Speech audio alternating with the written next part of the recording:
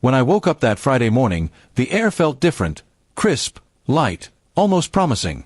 My wife, Emily, had left early for work as usual, leaving a quick note on the counter, "Big presentation today. Wish me luck, Redheart." I smiled reading it. She'd been working on that project for months, and I knew how much it meant to her. She had barely taken a weekend off lately, and I thought maybe she could use a little encouragement. So, I decided to do something spontaneous, something small but special. I packed her favorite lunch, picked up flowers from the shop near her office, and told myself it would be a nice surprise. She always did so much for us. It was my turn to remind her she wasn't alone in her efforts. As I drove to her office, I thought about how much our lives had changed since we got married. The late-night talks, the shared dreams, and even the quiet evenings after long days, they were all small pieces that built our life together. Lately, though, we'd been missing those moments.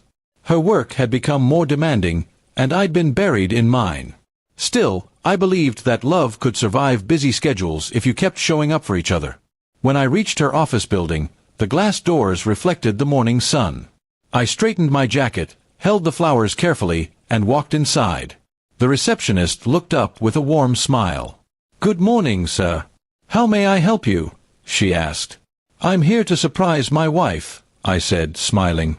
"Emily Carter. She works in the marketing department." Her smile faltered slightly. "Oh, Mr. Carter," she said softly, "I think you might want to speak with Mr. Jenkins before you go upstairs." I blinked, confused. "Is something wrong?" I asked. She hesitated, then picked up the phone and made a quick call. Moments later, her manager, Mr. Jenkins, appeared from the hallway. He was a tall, composed man I'd met once at a company dinner. His expression was serious, but not unkind. "Ethan," he said, extending his hand, "can we talk for a moment?" We stepped aside near the lobby window. He took a deep breath. "I didn't expect to be the one to tell you this," he began carefully. "Emily isn't here today. She resigned this morning. Sent an email around 6. I froze. "What? She didn't tell me anything." He nodded sympathetically. "She mentioned she needed to take some time away, personal reasons. Said she'd be unreachable for a while. We all respected her decision, but I assumed you knew." The flowers in my hand suddenly felt heavy. I tried to process what he said. Emily had left her job, the job she'd sacrificed weekends and sleep for, and she hadn't told me a single word. A dozen thoughts raced through my head, each one more confusing than the last. I thanked him quietly and walked out to the parking lot, feeling as if the ground had shifted beneath me.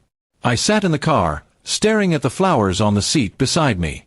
Why would she quit without telling me? Was she unhappy?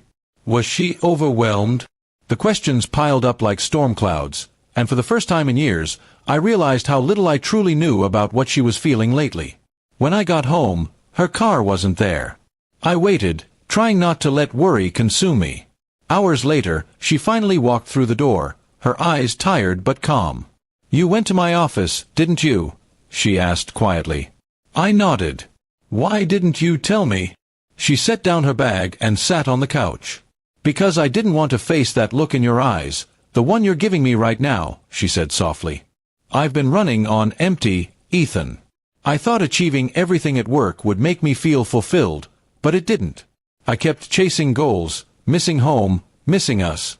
I needed to stop before I lost myself completely."